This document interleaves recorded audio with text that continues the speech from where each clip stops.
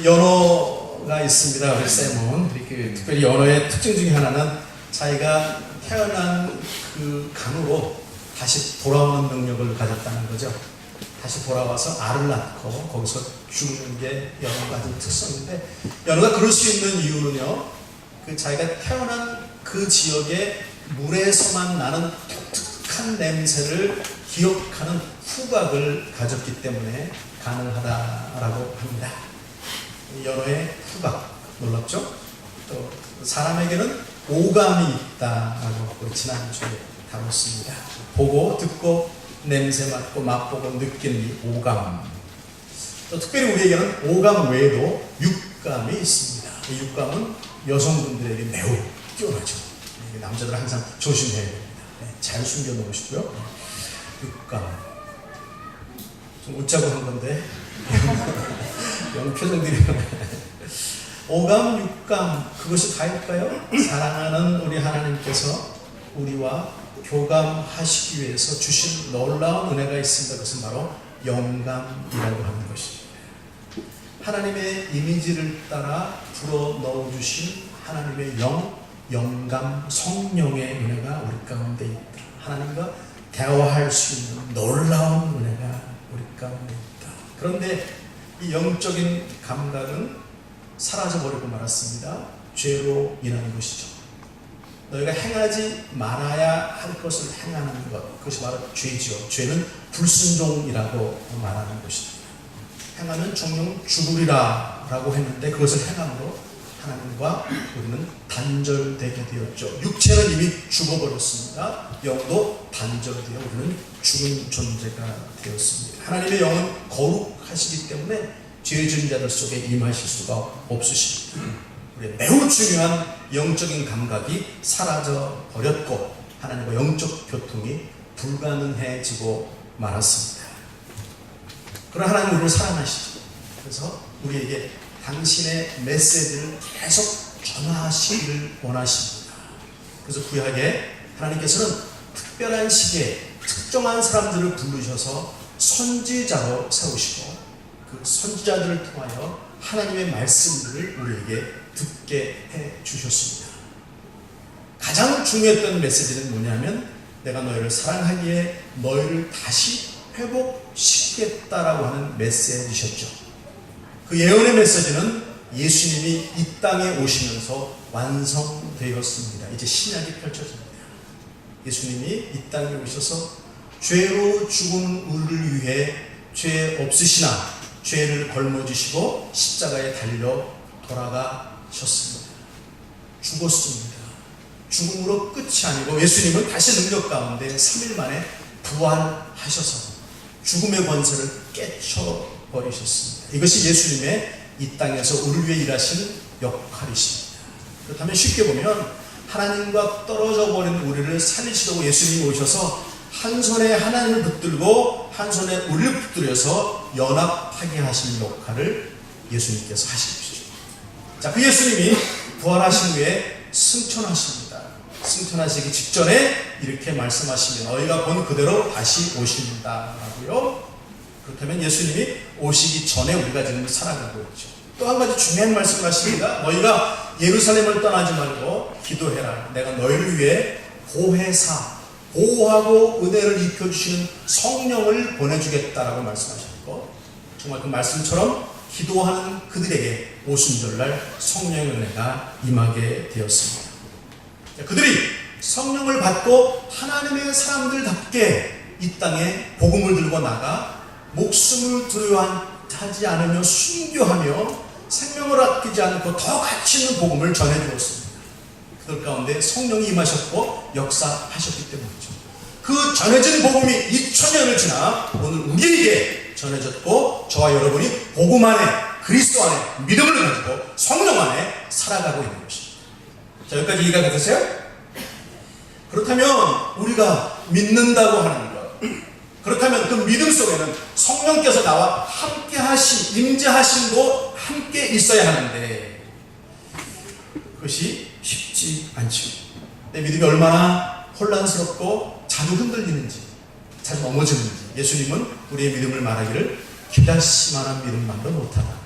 너희가 겨자씨만한 믿음만 있어도 산을 옮긴다라고 하셨는데, 자, 한번 예를 좀 보겠습니다. 제가 교회 오기 위해서 크리스천틱 메트로에 나갔습니다. 그리고 제가 알고 있습니다. 아발론 쪽으로 가는 지하철을 타야만 우리 교회 옆에 스테이션에 내가 내릴 수 있다는 거. 그래서 저는 집돈을 사고 집돈을 넣고 밑으로 내려가, 그리고 계속 표지판을 보고 그 열차 앞에 섰습니다. 정말 열차가 왔습니다. 저는 의지를 가지고 행동해서 그 열차를 올라탔습니다. 열차에 타서 저는 그런데 계속 갈등하는 거예요. 이 열차가 정말 나를 이곳에 데려다 줄 것입니다. 계속 의심합니다. 계속 흔들려요. 그런데 그 열차는 그렇게 정해진 것처럼, 그렇게 말씀하신 하나님 말씀처럼 우리는 믿음 안에 있다면 열차가 데려다 주는 것처럼 그 열차는 나를 이곳 바로 옆에 데려다 줄 것입니다. 조금 이해를 하실 수 있으십니까? 하나님이 말씀하신, 정하신 그대로 이루실 것입니다. 이루고 계십니다. 그 구원은, 그 믿음은 언제 완성되겠습니까? 정말 그 천국에 이르러 놀랍구나 라고 할 때 완성될 것입니다. 자, 이제 초점을 좀 맞춰보겠습니다. 이렇게 믿는 우리의 믿음, 믿지만 계속 흔들리는 믿음, 이 믿음을 돕기 위해 우리 가운데 오신 분이 계신데 바로 성령이라는 거죠. 하나님의 영이. 갈라디아서 5장 16절로 17절 이렇게 말씀하십니다. 1절 시작. 내가 이르노니 너희는 성령을 따라 행하라. 그리하면 육체의 욕심을 이루지 아니하리라. 육체의 소욕은 성령을 거스리고 성령은 육체를 거스리나니 이 둘이 서로 대적함으로 너희가 원하는 것을 하지 못하게 하느니라. 성령을 따라 행할 때에만 육체를 이길 수 있다.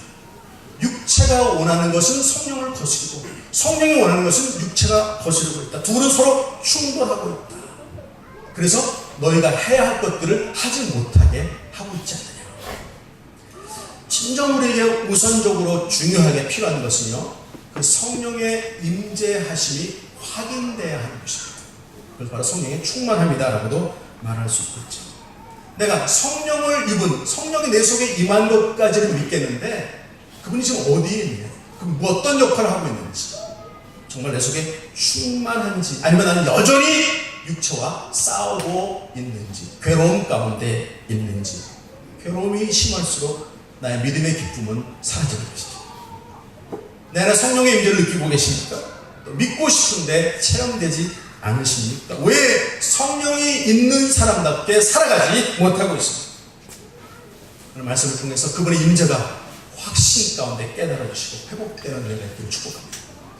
첫째 좀 살펴보면요, 수많은 방해거리들이 그분의 충만하심을 방해하고 있다는 거예요. 첫째는 알려고 하지 않아요. 그분이 얼마나 소중하시고 얼마나 중요한 분인지를 우리가 알려고 하지 않아요. 무시해요. 얼마나 많은 순간 성령님 내 속에 임재해 계십니까? 라고 물어본 적이 계십니까? 이것은 성령의 일이야 라고 깨달아 보신 적이 있으십니까? 그 음성을 듣고 그분을 따라가는 것이 얼마나 소중한 것인지 그 가치를 알고 계십니까? 인정하지 않아요. 그러니까 내 자리를 내어주지 않고 있는 거예요. 내가 여전히 내 삶의 중심에 앉아있다는 거예요. 그분이 내 삶의 중심에 오시면 모든 것이 다 해결되는데 이것을 내가 양보하지 않고 있다. 혹은 막연히 일하시겠지라고까지만 하고 있다. 계속해서 그분의 충만하심, 그분이 내 속에 일하시고 계심이 사이클이 맞춰지지 않는 그런 하루하루를 살아가고 있다. 방해거리들 첫째는요, 내가 소중함을 알려고 하지 않기 때문입니다. 두 번째 이유는요, 여러 죄악들 때문입니다. 성령님은 거룩하신 분이세요. 나는 구원받아 성령이 임하시는 은혜의 성전이 되었지만 용서함 받았으나 나는 여전히 육체를 입고 이 땅을 살아가고 있는 죄성 가운데 노출된 사람입니다. 나는 여전히 이 땅의 세상 권세 잡은 사탄의 유혹과 시험에 노출되어 있는 사람입니다. 그러니까 내가 알면서도 죄를 짓죠. 알면서 죄 짓죠. 또 알지 못해서 죄를 짓죠. 성령에 속한 자답게 거룩을 쫓아가야 하는 사람답게 살지 못하게 하는 죄악들. 하나님의 말씀 이래라 라고 하시는데 여전히 버리지 못하고 있는 습관들, 생각들, 행동들. 죄가 내 안에 행하면 성령님은 자를 비키십니다. 내가 성령을 밀어낸 그분이 내 자리로 돌아와 그분이 충만하되 흥해야 하는데, 방해거리 첫째는 알려고 하지 않는다. 둘째는 여러 죄악이 나를 사로잡는다. 셋째는요, 순종하지 않기 때문입니다. 이미 내 속에 계신 성령께서 수많은 순간에 이것을 따라야 한다라고 말씀하셨습니다. 지금도 하시고 계십니다. 말씀을 통해서, 묵상을 통해서, 여러 채널을 통해서 내게 해야 할 것들을 음성으로 들려주시고 계시는데 역반응하죠. 순종하지 않아요. 이곳에 서야 한다라고 하는데 저편에 서 있습니다. 벗어야 한다라고 하는데 여전히 입고 감싸고 있습니다. 손을 먼저 내밀어라 하는데 상대방이 먼저 내밀 때까지라고 내 의지로 기다리고 있습니다. 성령께서 아파하시죠. 그것이 깊어지면 나는 영적인 감각을 회복하지 못하게 됩니다. 잃어버려요. 영적 채널 교관이 막히는 것입니다. 어떤 이유를 여러분이 갖고 있습니다. 둘째, 큰 대지로 성령의 임재를 알려면 필요한 것들, 하박기 2장 1절 있습니다. 하박국서. 다음 말씀 주실래요? 네. 함께 읽죠. 시작. 내가 내 파수한 곳에 서며 성루에 서리라. 그가 내게 무엇이라 말씀하시는지 기다리고 바라보며 나의 질문에 대해 어떻게 대답하실지 보리라 하였더니. 하박국서는 이렇게 고백합니다. 하박국 선지자는 홀로 서야 한다. 홀로 서야 한다. 성령의 임재를 알기 위해서는 조용함, 한적함 속에 들어가야 한다. 다른 사람이 하는 게 아니에요. 내가 해야 된다. 나의 의지로 내가 서야. 어디에 서야? 내가 파수하는 곳에 서야 한다. 고쳐 서는 곳에 서야 한다. 홀로 조용한 공간, 적의 동태를 살피는 외롭고 한적한 것, 소음도 사람도 없는 나만의 공간, 그곳을 찾아 서 있어야 한다. 침묵을 지키기에 가능한 곳, 아무런 방해도 없는 것. 민감성. 우리 영감보다 감각이 훨씬 더 발달되어 있어서요, 조금의 소음이 오면 금방 거기에 빠지는 겁니다. 주님께만, 성령님께만 초점을 맞출 수 있는 공간, 느끼고 싶다라고 느껴지는 그런 공간, 기대를 갖고 나와 서야 한다. 또 나와 성령의 중간에는 아무것도 필요하지 않습니다. 목사도 사제도 신부도 필요하지 않습니다. 그 누구도 필요하지 않습니다. 내가 내 마음을 열고 홀로 서 있습니다. 그러면 그분이 일하실 것입니다. 준비된 나에게 말씀하실 것입니다. 첫째 중요한 것은 홀로 설 수 있게 돼요. 둘째, 그분의 충만함을 보려면요, 기다리며 바라보라. 2장 1절 한 번 더 읽겠습니다. 이렇게 이제 시작. 그가 내게 무엇이라 말씀하시는지 기다리고 바라보며. 기다림, 바라봄 우리에게 쉽지 않은 거죠. 그러나 기다림 속에는 놀라운 비밀이 있습니다. 기다림은, 바라보면 내 마음에 간절함이 담긴 것이죠. 모세는 들로 나가 산에 올라 하나님의 백성들에게 주시고자 하시는 하나님의 율법을 받았습니다. 그러기에 광야로 나가 산으로 홀로 나아갑니다. 하나님께서 모세와 대면하고자 모세를 조용한 공간으로 홀로 불러 나오시게 하셨죠. 금방 가자마자 하나님을 배웠고 하나님의 음성 율법을 받은 것이 아니죠. 오랜 기다림, 바라봄, 그 후에 하나님의 때가 되었을 때 하나님 그에게 율법을 허락하시는 거죠. 근데 우리가 얼마나 분주한지 몰라요. 얼마나 분주해요. 분주하고. 다 여러분 주머니에 지금 몰폰이 있어요. 저도 몰폰 옆에 있고 알람도 켜야 되고, 혹시 또 어느 연락이 올지도 모르니까 소리는 죽이지만 키우잖아요. 항상 불안하게 우리를 그렇게 만들어버리는 방해꾼들, 모빌폰. 새벽 2시에 일어나서 자신의 감정을 담는 인스타그램, 페이스북, 수많은 것들이 얼마나 내가 하나님 앞에 서 있는 것들을 방해하고 있는지 모릅니다. 이것이 더 중요하다고 느껴요. 이게 더 소중한 것처럼 여기게 하는 거예요. 생각조차 하지 못하게 하는 방해꾼.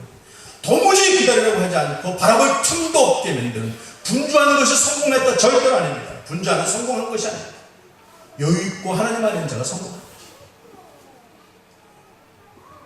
성령님이 가장 이 시대에 안타까워하시는 분, 지금 사탄이 득세하고 있는 수많은 방법들, 홀로 서지 못하게 하는 것, 기다리고 바라보지 못하게 하는 것.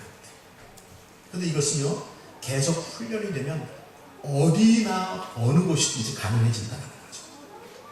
내가 성령님 부르면 그분에게 말씀하시고 그분의 임재를 깨달을 수 있는 계속적인 반복적인 훈련이 우리에게 요구됩니다. 그렇게 해보고 싶지 않으세요? 세 번째, 내 안에 충만하신 성령의 임재 좀 확인합니다. 이것이 성령의 임재인지 성령께서 말씀하시는 건지, 아니면 많은 경우에 훈련이 안 돼 있기에 내 생각의 떠오름이 나를 지배하려고 할 때가 있습니다. 또 더 나아가 내가 성령 안에 충만한 것들을 방해하려고 하는 사탄의 음성이 들려올 수도 있습니다. 잘 골라 들을 수 있는 힘이 훈련돼야만 필요한 것이죠. 야, 넌 느끼지 못할 거야. 그 임재를 확인해서 무슨 소용이니? 시간 낭비하지 말고 일어나라 라고 하는 수많은 방해들. 그러나 내가 기다리고 그분을 사모하면 반드시 내게 일하십니다. 내게 내적인 놀라운 평안함을 주십니다. 물밀듯이 밀려오는 평안함과 고요함, 그리고 나는 그 안에 성령의 임재를 알 수 있어요. 그분은 내 안에 이미 계시고 나를 충만하게 하시기를 원하시기 때문입니다. 근데 모든 사람에게 똑같은 방법으로 일하시는 분은 아니시죠. 성령은 얼마나 놀라우신 분이시죠. 사람마다, 시기마다, 그 상황마다 다양한 방법들로 그 사람, 임재 있는 그 사람에게 임재하심을 보여주시고 깨닫게 해주십니다.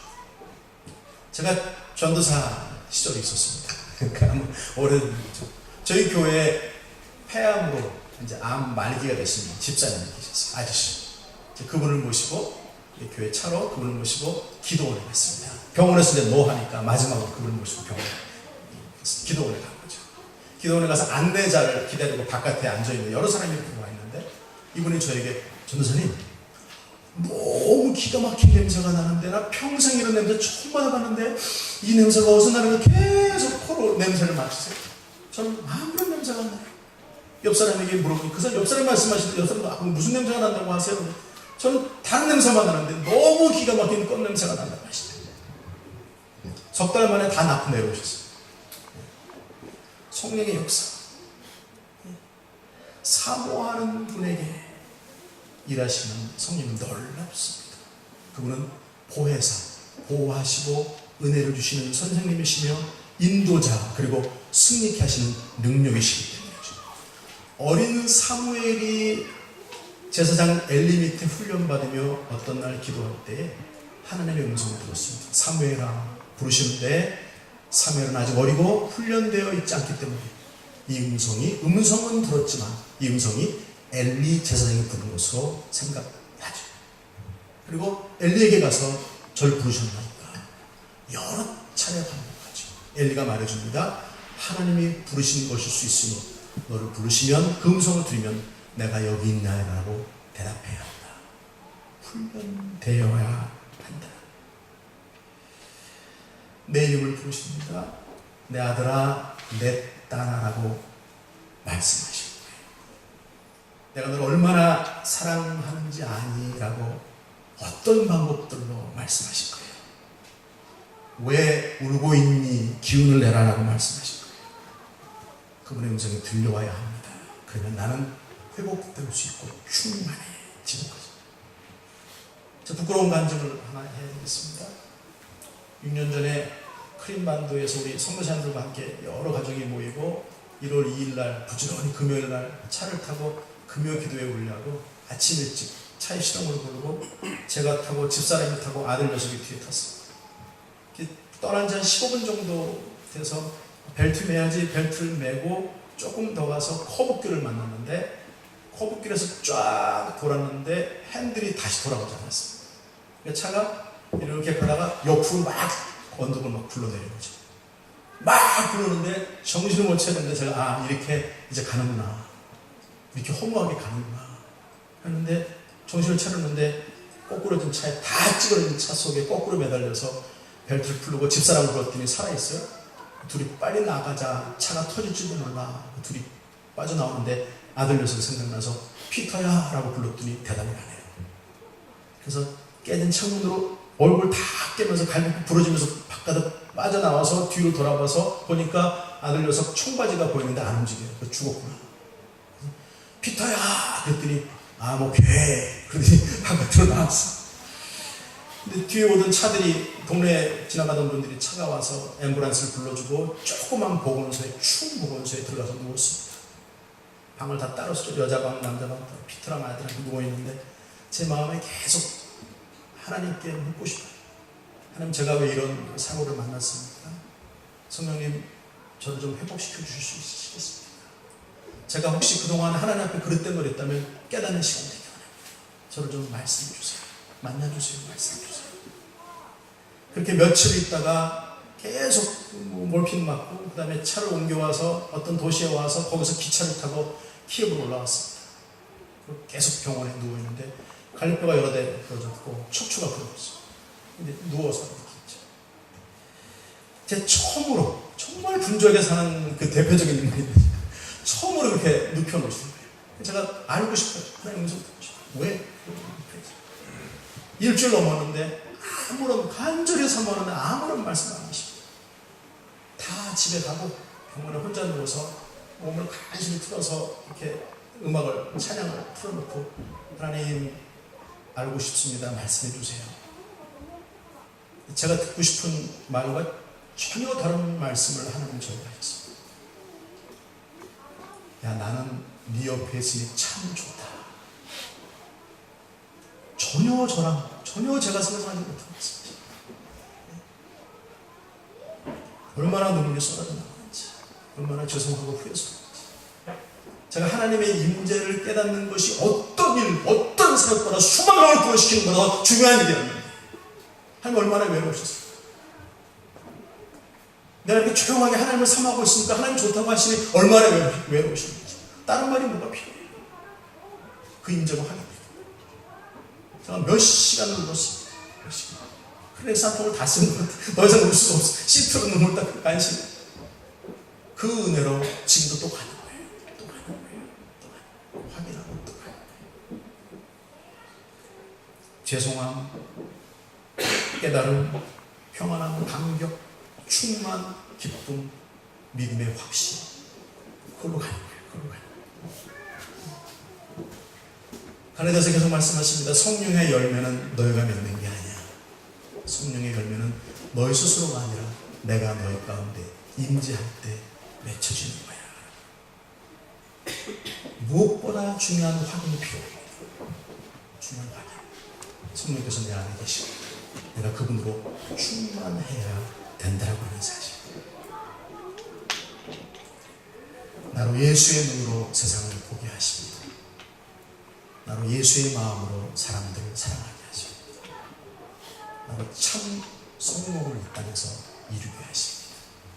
성령 안에 내가 충만할 때, 성령의 사람이 될 때, 계속해서 그것을 확인하고 갈 때 하나님 나를 통하여 당신의 일들을 당신이 펼쳐가십니다. 기도하겠습니다.